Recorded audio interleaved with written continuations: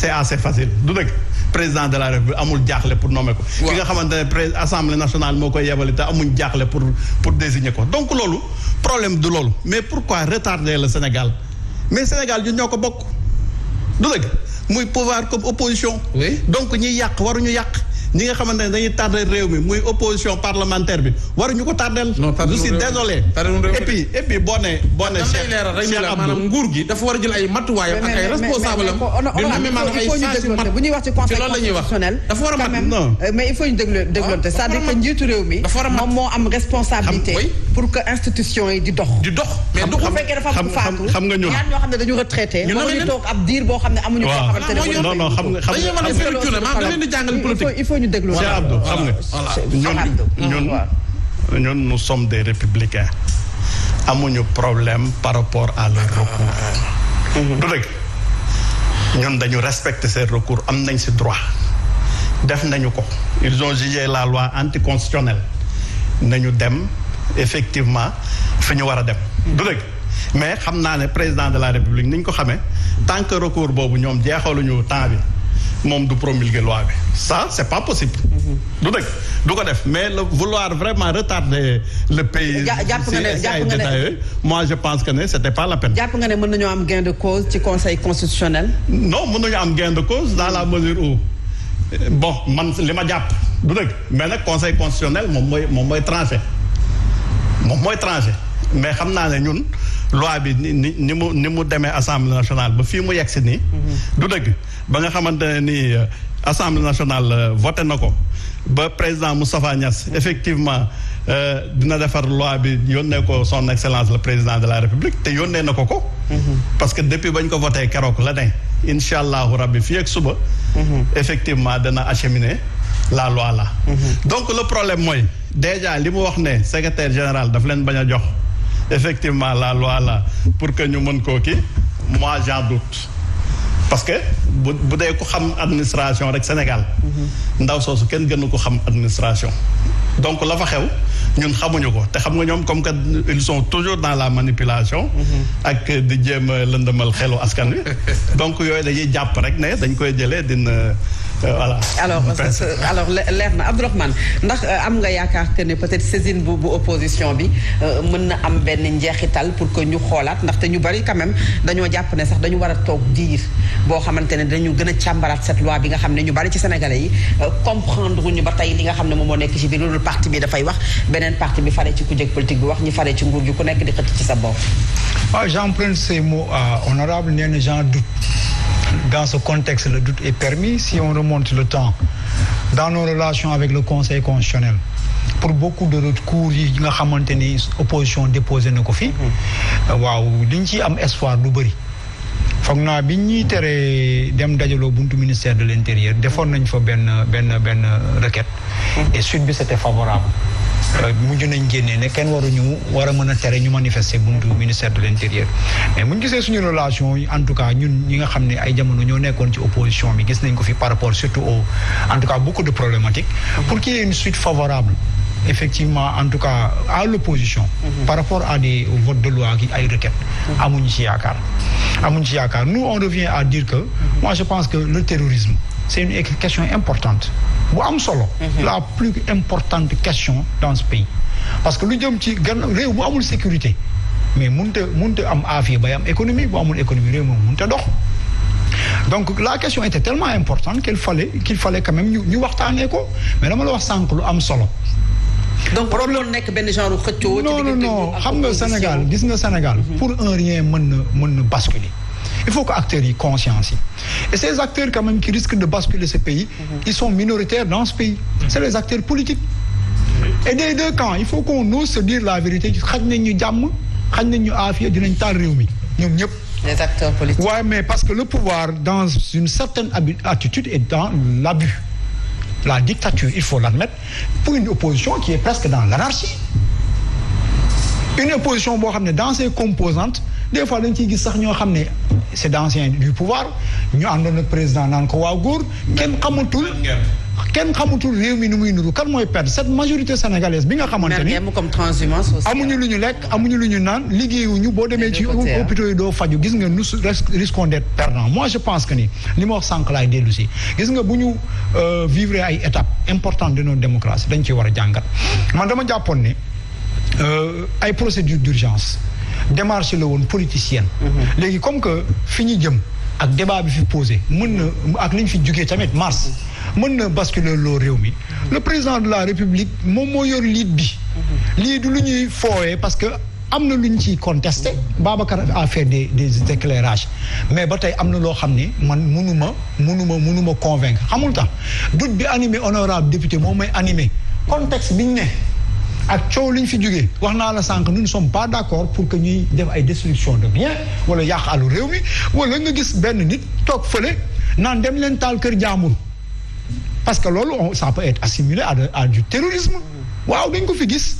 c'est pas parce que dañ jàpp ne li fi am bon na wala ni ñu yore réew mi baaxul ba ñun dañuy def lu ñu neex parce que des fois les gens te réfèrent à démbiru nee na xaw ma naka bànnee na mais nit bu dee da nga jàpp ne li muy def baaxul dafa yées baaxul ci réew mais waroo ko ci topp le débat pour ce Sénégal est trop important ba nga xamante ni moi je pense que ni xam nga li ñu war a def wax naa ko ñoom ay Alioune Tine nañ toog waxtaan na am groupe bu équidistant de ces chapelles parce que tey confusion am na ba xamatoo kuy àtte ak kuy far te ñi nga xam ne dañu far di am lu ñu ciy wut mënuñoo wax dëgg ñenn ñi bon du ma ne mënuñu wax dëgg mais ñun mënuñu convaincre ñenn ñi ngi ci pouvoir seen i ay poste moo leen di intéressé xëy na Macky Sall toog fi moo leen intéressé ñeneen ñi ngi ci opposition des fois seen démarche du logique gis nga assemblée nationale gis nga démocratie dafa am logique man dama loi bi dafa am loo xam ne du ma ne dama ci kontaan mais daf may am opportunité yu may jox la démocratie dafa am benn règle fondamentale xam nga c'est quoi c'est la majorité à l'Assemblée nationale parce que président lu mu am doole tey bu minorité roon kan moo ko koy votel kenn du ko votel quand cette opposition nous a engagé ou bien nous a retrouvé sur le terrain parce que nag COS M23 dafa yàgg di alerter ñuy xeex di xeex ba ñëw 2017 am opportunité am une majorité à l'Assemblée nationale mais defuñu ko ils ont préféré des carrières et des conflits ñu ñëwaat élection présidentielle ngeen topp ñu ay at Macky Sall yàq na réew mi mal gouvernance par-ci mal gouvernance par-là vous aviez eu l'opportunité de l'abattre ils ont préféré ñii seen i doom ñii seen i ay partis politiques après ñu ñëwaat bëgg ñu indiwaat fitna ci ay loi boo xamante ne lu ci yàq ñun ñooy perte dama ne Sénégalais yi nga xam ne politique ñu faruñu nekk ci dëgg nañ xool nu ñuy arbitrer ces acteurs néew nañ fi lu fi yàq ñoo ko yàq ñii ñi ngi ci opposition ñii ngi ci pouvoir fitna gi ñu dundoon mars xaw ma kii moo am dëgg xaw ma kii amul dëgg mais wax nañ dëgg xamul luy dëgg mooy ni que waratuñu dund goo xam ne dañuy ñël di taal ay alalu jàmbur di yàq ay alalu jàmbur di menacer nit ñi pour le bon vouloir d'acteurs politiques qu'ils soient de l'opposition comme du pouvoir ça n'est tassé. c'est clair alors Boubacar bu opposition bi yóbboo li nga xam ne mooy recours bi ci conseil constitutionnel ak absence lu toll wala boog ñàkk teewaayu ñett ñoo xamante ne dañu bokk ci juróom-ñaar yi déjà ndax du indi jafe-jafe ci sunu justice bi nga xamante ne sunu pouvoir exécutif bi nga xamante ne moom moo war a doxal sunu institution yi mais ni muy yeexee puisque délai bi 1 mois la ñu am pour que ñu statuer ci loolu nga xam ne mooy recours bi mais bu fekkee ne amul ku leen wuutu ba ñu mat juróom-ñaar dina gën a am diir du jafe-jafe ci fonctionnement de nos institutions au Sénégal. waaw laaj bu am solo mais ma indi benn éclairage bon Cheikh Abdou Bara Dolly xam naa ni du ma tontu ci provocation parce que sànq bi ñuy nekk noonu ci coulisses bi ñuy nekk ci salle d'attente bi maa ngi ko dégg mu naan man avant may nekk parlementaire dama am sama teranga dama liggéey. donc politique ça veut dire que li mu ci mën a jàngat mooy avant mi am politique avant mi def ci politique fekk na mu nekk liggéeykat ba am terangam. waaw man aussi dama yàgg liggéey waaw je pense que ni avant yenn yi di am sax fekk na ma may góorgóorlu di liggéey parce que aussi am naa samay lijaasa. waaw donc foofu moom du ma sax topp mais dama bëggoon indi benn parce que Abdourahmane je sais qu'il est de bonne foi Abdourahmane Sow tey mun naa ni man dama ko naw parce que xam naa ni bokk na ci société civile yi nga xam ne tey réew mi war na mun a am si ñoom yaakaar parce que effectivement man dama yàgg wax que ni bu ñu amee société civile boo xam ni dafa dem bay identifié wu ak l'opposition kooku mënutuma ko considérer comme société civile parce que il faut le dire ñu bari ci société civile tey ils ont le complexe de l'opposition man bokkuma si ñooñu. Boubacar. en fait je veux dire. te loolu war nga ci d'accord ak man parce que dama ni opposition pour man bu nekkulee ci dëgg da nga koy recadrer nguur gi aussi bu nekkul ci dëgg ngeen ko nekkuloo ci dëgg c'est-à-dire que pour man il est beaucoup plus facile que ngeen ni man société civile laa nekk di tirer ci nguur gi parfois nga gis opposition parce que aussi opposition ba ña fa nekk mais am na si ñoo xam ne am na ñu baax am na ñoo xam dañuy juum gis nga même loi bi man gëm naa ni am na député yu nekk ci opposition bi xamuñu woon que ni depuis 2007 la fi loi bi nekk parce que nit mun na tromper une personne peut se tromper de bonne foi donc kon kooku da nga koy dimbali boo nekkee société civile nga xamal ni ko trouble à l'ordre public bii nekkul lu bees. donc yuuxu bi wax bi manipulation nga ko jàppee wala. en fait ñi nga xam ne xamuñu woon ni que ni trouble à l'ordre public bi moo ngi fi woon depuis 2007 ñooñu du ma jàpp ni dañuy manipuler mais ñi nga xam ne xamoon nañu que ni depuis 2007 trouble à l'ordre public moo ngi fi ñu ñëw ne ci ak modification bii nii lañ ko fi dugal ñooñu dama jàpp que ni. waaw mais Babacar xam nga trouble à l'ordre public bi même ñi nga xamante ne xamoon nañu ko nangu nañu ko mais liñ ci dëxañ ci biir. je pense que léegi tey su ma la posé question lan lañ ci dëxañ. Fatou Abdou gis nga bu weesoo yow tey mënoo ma wax lan lañ ci dëxañ loo xam ni lu bees la par rapport ak la restriction des libertés individuelles tey su ma la ko laajoon fii bu suba doon ko on n'a pas de l'appréciation du juge déjà yaa ngi wax intentionnellement li nga xam ne moom moo ci doxoñu bëri na ñoom yoo xamante ne génnee nañu ko ci loo xamante ne également tey sa émission bi fii la lépp di leeree qu'on règle cette question une bonne fois pour toutes en réalité il y a rien de nouveau li ngay wax nii amul lenn luñ ci dugal lu bees. parce que ñoom loolu moom mooy seen ay crainte ak li nga xamante ne peut-être. mais loolu mooy manifeste association de malfaiteurs. je suis tout à fait d'accord c'est-à-dire parce que Abdourahmane wax na ko gis nga lu doute kenn ku nekk bu la neexee mën nga douter ci dara man loi des fois damay xool code pénal bi may lire ne tel article disposition bi d'accord ma ci. mais li ma bëgg ñu bañ ko def ci bopp sénégalais yi mooy c'est pas aujourd'hui barki démb lañ ko la ciy dooru dugg mais loolu effectivement je me souviens gis nga en 2007 bi ñu ko dugalee. mais Amnesty International ak Ligue sénégalaise en 2007 2016 génnoon nañu ne attention trouble à l'ordre public bi terrorisme et tout ça mais à l'époque d'accord na